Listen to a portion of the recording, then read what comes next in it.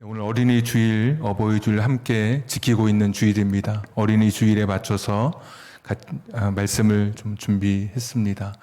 오늘 읽었던 말씀 보시면 어린이에 대해서 세 가지 반응이 등장하고 있습니다. 첫 번째 13절에 보시면 사람들이 예수께서 만져주심을 바라고 어린아이들을 데리고 오매. 주어가 등장하진 않지만 여기 사람들이라고 하는 것을 보면 아마 부모 일이라고 생각이 됩니다. 그래서 부모가 어린아이를 데리고 예수님께 온 것을 우리가 볼 수 있습니다. 여기 만져주심을 바라고는 이제 접촉이죠. 당시에는 사람과 접촉을 통해서 그 사람이 가지고 있는 영적인 능력이 전이 된다고 생각했기 때문에 소위 안수라고 하는 것도 여기에서 기원이 됐는데 접촉을 통해서 육과 또 이 마음의 질병이 치료되고 회복되는 것으로 알았기 때문에 부모들이 자기 자식들을 데리고 예수님께서 좀 접촉해 주시기를, 만져 주시기를 그랬으면 좋겠다. 사실 그렇지만 꼭 접촉으로 기적이 일어나는 것은 아니죠. 갈릴리 가나에 있던 예수님께서 가버나움에서 온 왕의 신하의 아들을 고칠 때 32km 떨어져 있었던 직선거리임에도 불구하고 돌아가라, 네 아들이 나았다. 아버지가 돌아가서 자식이 나왔을 때를 계산해 보니까 예수님이 말씀하셨던 때였거든요.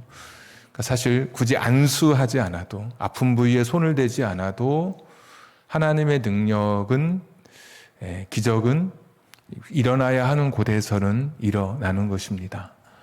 꼭 안수가 필요한 것은 아니죠. 그렇지만 이 당시에는 접촉을 통해서 기적이 일어난다고 믿었기 때문에 이제 부모들이 자기 자식의 축복을 위해서 자기 자식이 잘 되기를 바라서 이제 예수님께 데리고 온 첫 번째 장면. 두 번째는 또 13절에 제자들이 꾸짖었다.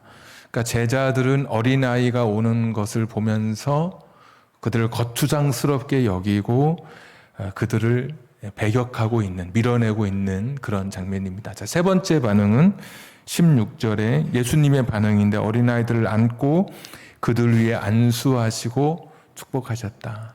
예수님은 아이들을 안고 기대하셨던 대로 접촉해서 안수하시고 축복해 주시는 그런 장면입니다.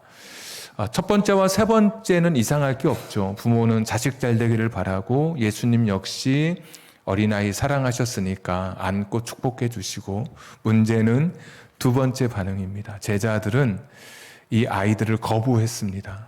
아이들이 오는 것을 탐탁치 않게 여기고 아이들을 거추장스럽게 여기면서 그 모임 안에 들어오지 못하도록 막았던 것이죠. 여기에는 사실 보이지 않는 신학적 이유가 있습니다. 단순히 그 당시의 사회적 분위기로서 아이는 인권이 없고 말하는 동물에 불과하고 아이의 생사가 결정된다 할지라도 감정이입이 필요 없는 그런 쓸모없는 존재로 여겨지던 사회 분위기를 넘어서는 신학적 이유가 여기 있는데, 제자들은 왜 아이들을 거추장스럽게 여기고 아이들이 이 모임에 들어오는 것을 반대했을까?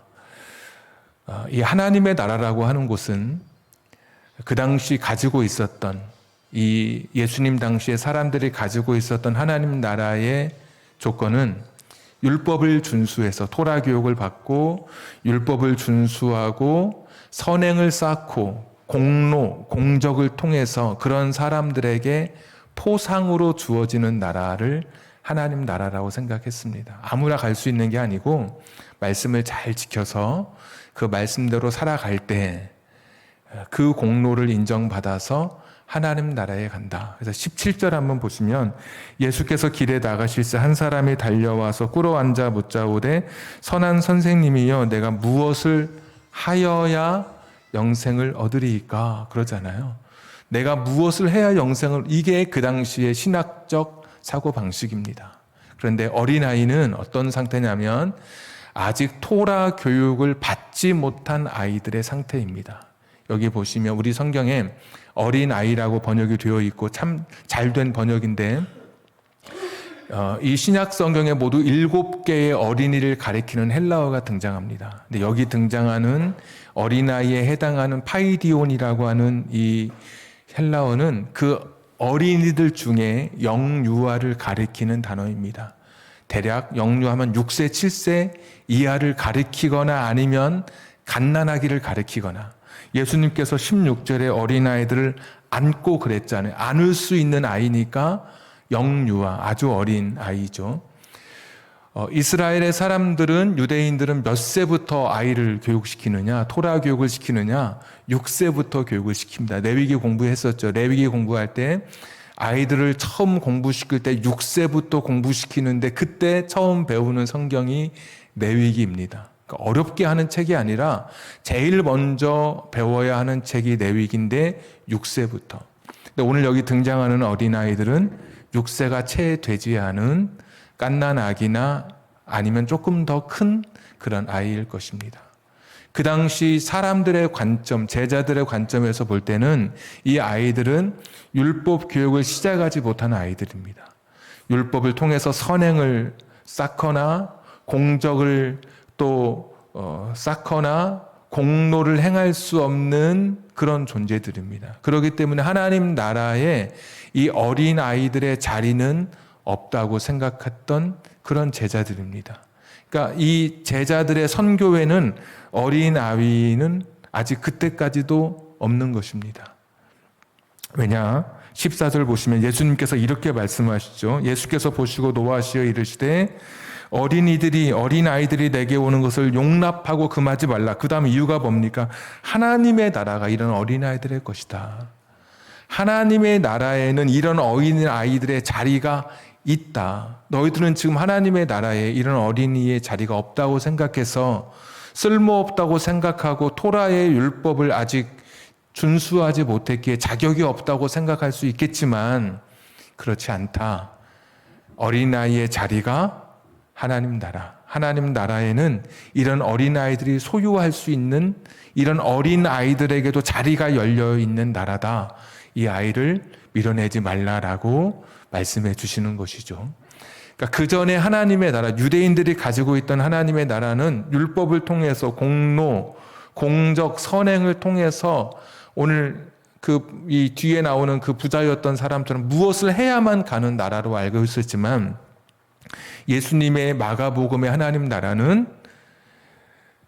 율법의 공로와 선행과 공적이 아니라 어린아이처럼 자격이 없다 할지라도 은혜로, 은총으로, 선물로 주어지는 하나님의 나라라는 것을 지금 말씀해 주고 계신 것입니다. 그러니까 자격이 있어서 하나님 나라를 들어가는 게 아니라, 내가 무엇을 해야 들어가는 게 아니라, 자격 없어 보이는 어린아이라 할지라도 자격이, 그 조건이 하나님 나라의 입성 조건이 아니라, 어떤 특별한 조건이 있는 것이 아니라 하나님의 은혜와 긍휼로 그 나라에 들어가는 것이다. 우리 성경 한번 보여주십시오. 마태복음 말씀 21장 말씀 우리 한번 읽어볼까요? 시작. 그 둘 중에 누가 아버지의 뜻대로 하였느냐? 이르되 둘째 아들이니이다. 예수께서 그들에게 이르시되 내가 진실로 너희에게 이르노니 세리들과 창녀들이 너희보다 먼저 하나님의 나라에 들어가리라. 아멘. 여기서 너희는 대제사장과 백성의 지도자였던 장로들입니다. 그들에게 말하기를 너희보다 먼저 누가 들어가느냐? 세리와 창녀들이 너희보다 먼저 하나님의 나라에 들어간다. 그 당시의 신학과 그 당시의 성경 이해로는 못 들어가죠. 이 사람들은 어린아이도 못 들어가고 부정한 사람들, 죄인들 못 들어가죠. 그랬던 시대에 예수님께서는 조건을 바꾸시는 것이죠. 공로, 율법의 공로가 아니라 하나님의 은혜로 선물로 주어지는 하나님의 나라다. 유대인만 가는 것이 아니라, 의롭다고 생각한 유대인만 가는 것이 아니라 죄인으로 치부받고 율법을 알지 못하고 율법의 공로가 없는 어린아이, 세리, 창녀들, 그리고 오늘 우리들에게까지 이 하나님의 나라가 열려지게 된 것을 오늘 예수님께서 가르쳐 주시는 장면입니다. 오늘 본문 다시 15절. 내가 진실로 그냥 말씀해도 진실인데 진짜 너희에게 이르노니 누구든지 하나님의 나라를 어린아이와 같이 받아들이는 받는다는 말이 받아들이는 영접하는 자는 영접하지 않는 자는 가지 못한다. 어린아이처럼 그냥 하나님 나라를 받아들이는 거예요. 나의 것으로, 나의 선물로, 은총으로 주시를 받아들이는, 은총으로 주시는 그 나라를 받아들이는 자는 하나님 나라의 자격 조건이 되지만 그것을 받아들이지 못하고 은혜로 받아들이지 못하고 자기의 어떤 공적이나 공로를 쌓으려고 하는 사람은 하나님 나라에 적합하지 않다 말씀해 주시죠. 그러니까 오늘 이 말씀을 통해서 그 당시 제자들이 가지고 있었던 어린이에 대한 생각, 어린이가 가지고 있었던 그런 지위, 사회적 지위를 넘어서 성경 안에서 이 신학적 배경 안에서 어린이 가지고 있는 한계를 훨씬 뛰어넘어서 예수님께서 어린이는 하나님 나라에 여전히 그들의 자리가 있고 6세 이하라 할지라도 여전히 자리가 있고 어린아이처럼 그런 자격 없는 사람이라 할지라도 그렇게 하나님 나라를 그대로 받아들이는 그런 사람들에게 어린아이가 자격이 없었지만 하나님 나라를 받아들여 들어갈 수 있듯이 그런 모든 사람들에게 열려있는 나라가 예수님을 선포하는 하나님 나라다라는 것을 제자들에게 다시 한번 가르쳐 주고 있습니다. 그래서 예수님께서 제자들에게 노하시면서 왜 하나님 나라가 저들의 것인데 왜 막고 있느냐. 자격 없이 보이는 사람이라 할지라도 어린아이처럼 그냥 그렇게 받아들이는 그 나라가 예수님이 선포하는 새로운 하나님 나라라고 가르쳐 주십니다. 그러니까 그 당시 사람들이 가지고 있었던 어린아이에 대한 생각을 뛰어넘으시는 것이죠. 그뿐만 아니라 예수님은 어린아이를 예수님 자신과 동일시하고 있습니다. 우리 성경 한 장 전 넘겨보십시오. 9장 36절 말씀.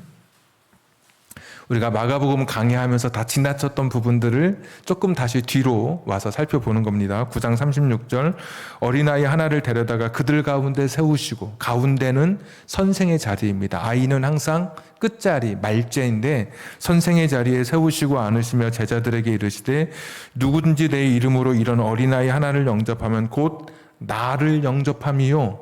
그러니까 예수님은 예수님 자신과 어린아이를 일체 동일시하고 계십니다.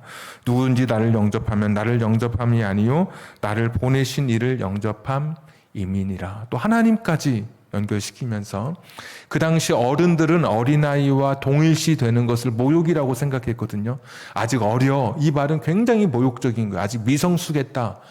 그렇게 생각해서 어린아이에 대한 관점이 사람들의 사회적 관점도 어린아이는 일단 미성숙한 존재, 죽음에 슬퍼하지 않아도 되는 존재.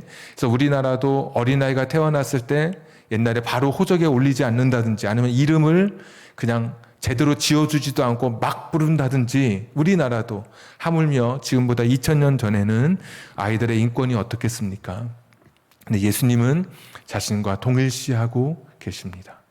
사람들이 바라봤던 신학적 관점에서도 제자들이 바라봤던 관점에서도 훨씬 더 넓은 관점으로 하나님 나라의 어린아이들의 자리가 있는 것을 말씀해 주셨고 그리고 사회적으로도 미성숙한 그런 아이들로 그렇게 여겨져서 쓸모없는 존재처럼 아기들은 노동력도 없고 쓸모없는 존재처럼 여겨지던 시대에 예수님은 자기 자신과 동일시하면서 어린아이들에 대한 새로운 관점에 우리의 눈을 뜨게 해주고 계십니다. 자, 하나님은 어떻게 아이들을 바라보고 계실까? 마태복음 한번 18장 10절 말씀 한번 보여주십시오. 우리 한번 같이 읽겠습니다. 시작.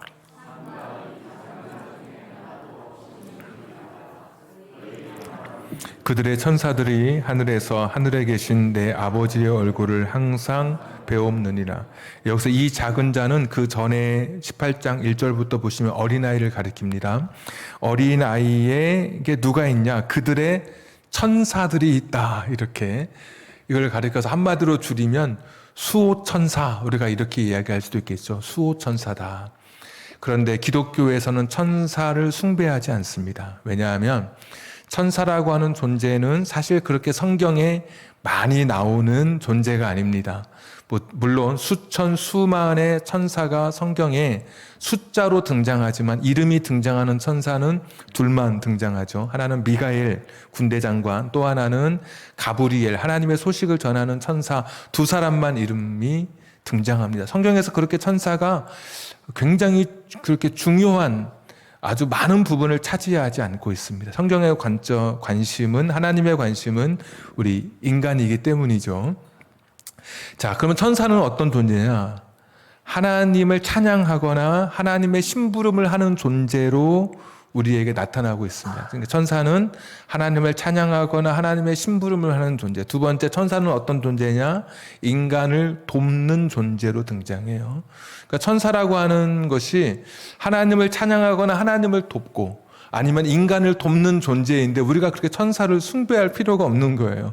오히려 우리를 돕는 존재이고 정말 천사를 숭배해야 될 정도의 위치를 차지하고 있다면 성경 곳곳에 우리로 하여금 잊지 않도록 그런 말씀을 많이 새겨 놓으셨겠죠. 근데 그렇지 않기 때문에 우리가 천사를 숭배하지 않습니다. 근데 오늘 말씀을 읽어보면 어린아이 위에 그들 위에 천사가 있다. 이런 말씀. 자, 그러면 하나님은 우리 인간을 도우실 때 어떻게 도우시냐면 환경을 통해서 돕기도 하시고 어떤 사람을 통해서 돕기도 하시고 하나님이 사람을 도우실 때 다양한 방법으로 도우시는 거예요. 딱 어떤 한 방법만 있는 게 아니라 그 중에 천사도 있을 수 있는 거예요. 천사가 우리를 도울 수도 있어요. 하나님께서 천사에게 누구를 도와라라고 하실 수 있는 거죠.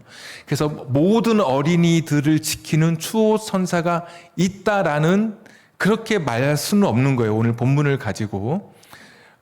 그렇게 있을 수도 있죠. 오늘 예수님 말씀하셨으니까 우리 한 번 더 화면 한번 좀 더 다시 한번 본문 한번 보여주십시오. 말씀을 좀 더 보시면 삼가 이 작은 자 중에 하나도 어린아이 하나도 업신여기지 말아라 어린아이를 너희에게 말하노니 그들의 천사들이 하나님이 아이를 도우려고 여러 모양으로 도우실 수 있지만 때로는 천사를 통해서 도울 수도 있으니까 그들의 천사들이 중요한 거 여기입니다. 하늘에서 천사들이 누구를 뵙냐면 하늘에 계신 내 아버지의 얼굴을 항상 배옵느니라. 항상. 그러니까 어떤 아이를 돕거나 어떤 아이의 곁에 머무는 천사가 어떤 존재냐면 항상 하나님의 얼굴을 배옵는 존재인 거예요. 항상 하나님을 만나는 천사라고 하는 것이죠. 그러니까 아예 업신여기지 말라고 했잖아요. 처음에 시작할 때. 하나님께서 천사를 통해서 이 아이를 도우실 수 있는데 그 천사는 하나님을 항상 만나는 천사다. 즉 이 말은 이 아이는 하나님이 항상 관심을 갖고 계신 그런 존재다라고 하는 것입니다. 그러니까 오늘 마태복음 18장 10절 말씀이 천사에 대한 이야기를 하려고 하는 것이 아니라 예수님께서 어린아이를 늘 생각하시고 필요하시면 천사를 통해서라도 아이를 도우시는데 그 천사들은 하나님을 늘 아련하는, 늘 만나는 그런 천사다. 그 정도로 이런 어린아이는 하나님이 관심을 가지고 있는 그런 존재다라고 하는 것입니다. 그러니까 어린아이라고 하는 존재가 그 당시에 굉장히 사회적으로 무시당하고 사람들로부터 쓸모없는 존재로 여겨졌지만 예수님께서는 신학적으로도 하나님의 자리에 그들의 구원의 길이 열려 있음을 또 사회적으로도 미성숙한 존재였던 그들에게 예수님 자신과 일체화시키고 그리고 오늘 마지막 말씀처럼 하나님께서도 사랑하는 우리 어린아이들을 하나하나 긍휼히 여겨주시고 기억해 주시는 존재로 어린아이들을 지금도 바라보고 계시는 것입니다. 저는 이제 요즘 아이들이 살아가기 힘든 시대에 살고 있다라는 그런 생각을 갖고 있습니다. 왜냐하면 학원에서 아이들 보면 학원차를 타고 가는 모습을 보면 이런 표현이 좀 죄송하지만 호송차, 죄수가 호송차를 타고 어디로 끌려가는 모습처럼 느껴집니다. 수갑 대신에 아이들 가방을 메고 어깨가 축 늘어진 가방을 메고 끌려가게 됩니다. 그 아이들 볼 때면 참 아이들이 살아가기 힘든 시대가 되었다. 오늘 학생부도 같이 예배 드리는데 아마 머리로는 끄떡이지 못해도 아마 동감하지 않을까라는 그런 생각을 하게 됩니다. 저 어렸을 때는 공터가 있었습니다. 공터가 있어서 공터에서 마음껏 뛰어놀 수 있었고, 가만히 집에서 안 좋은 일이 있어도 공터에 가면 친구들이 꼭 거기 놀고 있는 친구들이 있어서 같이 놀고, 엄마에게 혼나도 공터에 가서 아이들과 놀다 보면 흘렸던 눈물도 좀 어느새 다 마르게 되고, 기분도 되게 안 좋았지만 또래 아이들과 놀다 보면 기분도 좋아지는 그런 곳이 공터인데, 산업개발이 되면서 어른들이 공터를 그냥 놓아두지 않죠. 야, 저 금싸라기 땅을 이러면서 뭔가를 짓기 시작하죠. 그러니까 아이들이 머물 곳이 없습니다. 아이들이 만날 사람이 없이 외딴 섬이 지금 되어버렸습니다. 조그만 핸드폰에 얼굴을 파묻고 그냥 그곳에서 외롭게 시간을 보내야 하는 우리 아이들의 모습을 보게 됩니다. 하나님의 뜻은, 우리 아이를 향한 하나님의 계획은 인격적인 존재로서 하나님 나라의 자리에 그들의 자리가 있고, 예수님 자신과 동일시할 만큼 귀하고 중요한 존재이고, 하나님이 천사를 보내실 만큼 그렇게 아이 하나하나를, 그리고 그 보냈던 천사를 매일 얼굴을 이렇게 보게 할 만큼 그런 천사들을, 특별한 천사들을 우리에게, 아이에게 보내주실 만한 그런 우리 사랑스러운 아이들입니다. 네, 그런 아이들이 지금 너무나 힘들고 어려운 시대를 보내고 있습니다. 무엇보다 부모의 역할이 가장 중요한 때가 되었다고 생각합니다. 오늘 부모들은 예수님께서 우리 아이들에게 복을 주시기를 바라면서 우리 아이들 잘 되기를 바라는 마음을 가지고 아이들 데리고 예수님께 나아왔던 부모들입니다. 무슨 공부를 가르치는 교육 서적을 읽고 인터넷을 보면서 교육 관련 강의를 듣고 그렇게 해서 어떤 교육 지침을 따라서 아이를 가르칠 수 없는 것이죠. 너무 다양한 성격, 다양한 환경이기 때문에 아이들을 똑같이 1:1 대입해서 다른 사람의 성공담이 나의 성공 스토리가 될 수 없죠. 오늘 이 부모들처럼 우리 아이들 예수님께 맡기는 부모가 되기를 축복합니다. 우리 아이들 예수님께 맡기지 않으면 내 힘으로, 내가 가진 자원으로 우리 아이들을 바르게 길러낼 수 없습니다. 예수님께 맡기기만 하면, 오늘 분명한 사실은 예수님, 하나님 그 두 분께서 수호천사라도 보내주셔서 우리 아이들 지켜주실 테고, 하늘에 자리를 마련해 주시고 우리 아이들을 귀하게 여겨주시는 주님께서 오늘 그냥 돌려보내지 않잖아요. 16절에 아이들을 안고 말씀의 제목처럼 안수해 주시고 축복해 주시고 안아주시고 사랑으로 안아주시고 안수, 접촉을 하시면서 축복, 말로 해주신 것이죠. 너 이런 아이가 되어라. 너 이렇게 되기를 내가 너한테 너를 위해 기도한다.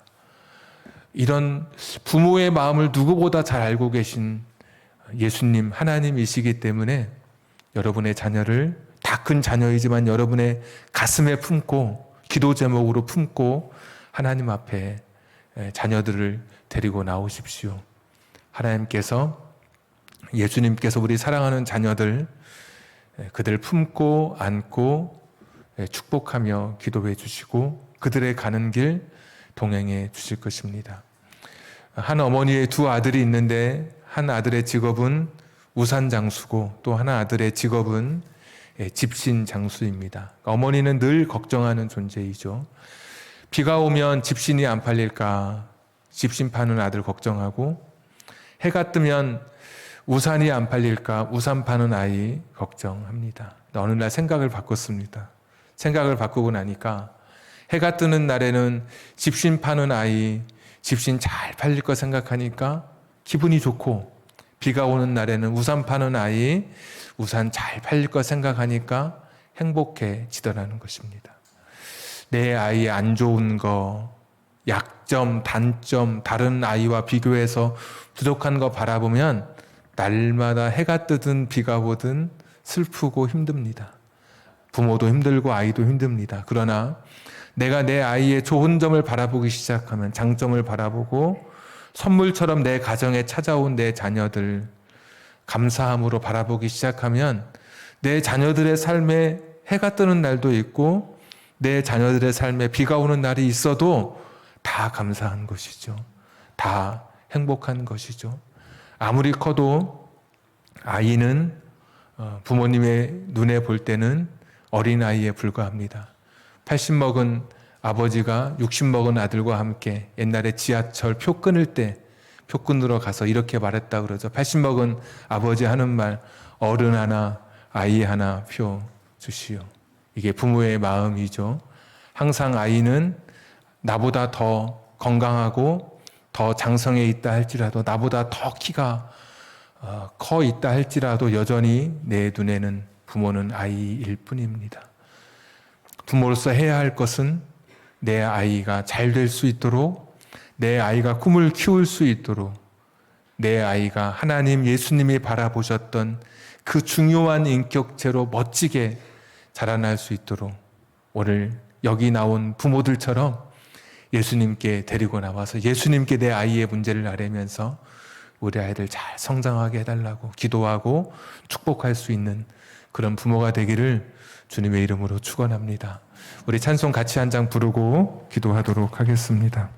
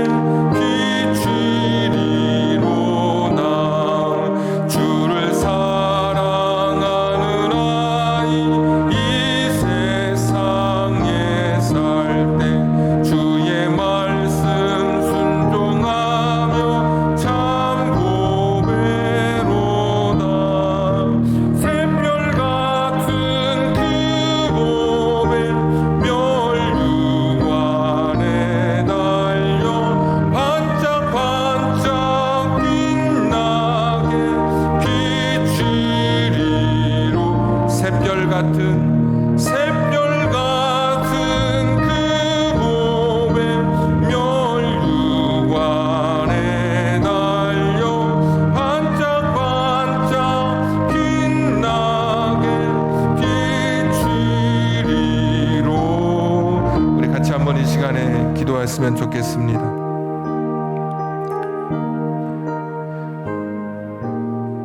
예수님께 사랑하는 아이들을 데리고 온 부모들의 마음은 하나였습니다. 우리 아이 잘 성장할 수 있도록 꿈을 키우고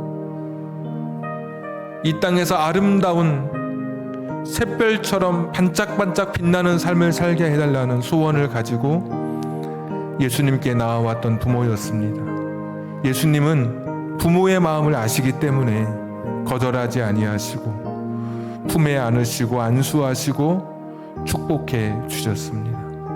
오늘 여러분의 자녀들 나이가 20이 되고 30이 되고 40이 되어도 여전히 내 아이의 그 작은 아이처럼 여겨지는 우리 아이들을 오늘 예수님께 여러분의 아이들의 기도 제목을 가지고 오늘 이 시간 기도할 수 있었으면 좋겠습니다.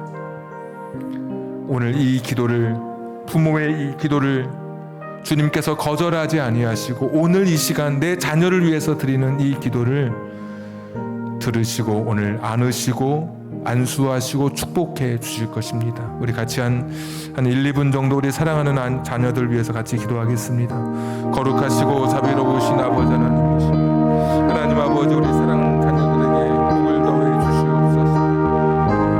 사랑하는 자녀들 붙잡아 주시기를 빌고 원합니다. 여호와 자비로우신 아버지 하나님 아버지여 도와주시옵소서. 다 큰 아이 가슴에 품고 오늘도 주님 앞에 왔습니다. 주님이 안고 안수해 주시고 축복해 주시옵소서. 여호와 자비로우신 아버지 하나님 도와주시기를 빌고 원합니다.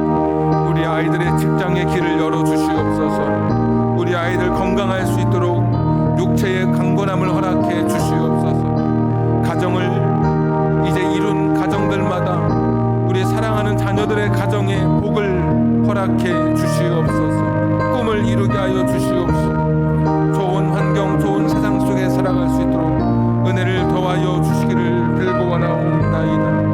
하나님 함께해 주시옵소서. 비가 올 때도 해가 뜰 때도 기뻐할 수 있는 부모가 되도록 우리 아이들에 대한 생각과 관점을 바꾸게 해 주시옵소서. 전능하시고 자비로우신 아버지 하나님, 다시 한번 머리 숙여 주님 앞에 긍휼히 기도하며 나아갑니다. 우리 사랑하는 자녀들의 삶을 주장해 주시옵소서. 자녀들의 삶에 은혜를 더해 주시옵소서. 자녀들의 삶에 인생의 은혜와 축복을 덧입혀 주시옵소서. 도우시기를 빌고 원합니다. 주님 긍휼히 여겨 주시옵소서. 인도해 주세요. 전능하신 하나님 아버지, 다 큰 아이이지만 오늘 가슴으로 품고 오늘 주님 전에 나와 또 주님 앞에 우리 사랑하는 아이들 주님께서 만져주시고 안수해 주시고 축복해 주시길 바라며 오늘 이 시간 부모된 우리가 주님 앞에 기도하였습니다. 우리의 기도대로 우리의 자녀들의 길을 열어주시기를 간절히 빌고 원하옵나이다. 학업의 길을 열어주시고 직장의 길을 열어주시옵소서. 육체적으로 강건하게 하여 주시옵시고 가정을 이룬 우리 자녀들의 가정에는 걱정이 없도록, 그들의 가정에 좋은 소식 들려오도록 가정마다, 자녀들의 가정마다 하나님의 은혜를 덧입혀 주시기를 원하옵고 기도합니다. 이 땅 부모로서 살아가면서 자녀를 향한 우리의 간절한 기도를 아시는 주님, 오늘 이 부모들의 그 간절함을 기억하시고 하나하나 안아주시고 축복해 주셨던 것처럼 오늘 우리의 기도를 들어주시는 주님이신 줄 믿습니다. 이 믿음으로, 이 간절함으로 우리 사랑하는 자녀들 해가 뜰 때나 비가 올 때나 자녀들을 바라보며 기뻐할 수 있는 부모가 되도록 자녀에 대한 마음과 생각을 바꾸게 하시고 주님의 마음으로, 하나님의 마음으로, 예수님의 마음으로 우리 자녀들 품게 해 주옵소서. 이제는 우리 구주 예수 그리스도의 은혜와 하나님 아버지의 극진하신 사랑하심과 성령님 감동, 감화, 내주 충만하심이 다 큰 자녀 가슴에 품고 오늘도 예수님께 나와 기도하는 우리 사랑하는 부모된 우리들 머리 위에와 우리의 가정과 직장과 사업장과 또 선물로 주신 사랑하는 자녀들 하나하나 그 머리 위에 지금부터 영원토록 함께 하시기를 간절히 축원하옵나이다. 아멘.